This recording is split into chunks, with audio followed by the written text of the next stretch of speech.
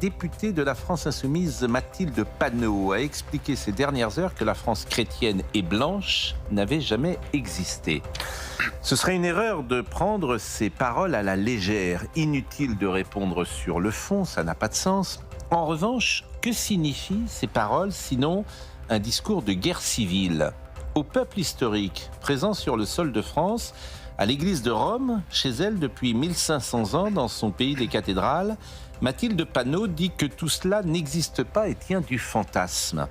Ce qui m'étonne n'est pas tant ce que dit Madame Panot, c'est une stratégie de remplacement qui vise à séduire un électorat sensible à ce discours.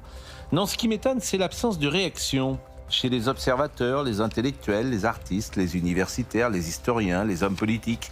Voici une dirigeante politique de premier plan qui affirme que l'histoire de France est un fantasme, que son identité est une invention et sa mémoire une imagination.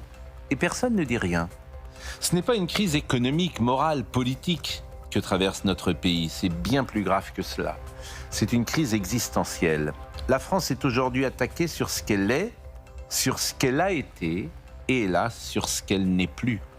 Mathilde Panot tient un discours de guerre civile sans que l'espace médiatique ne bouge, pétrifié qu'il est à l'idée d'appartenir au mauvais camp et dispersé entre soumission, collaboration et approbation.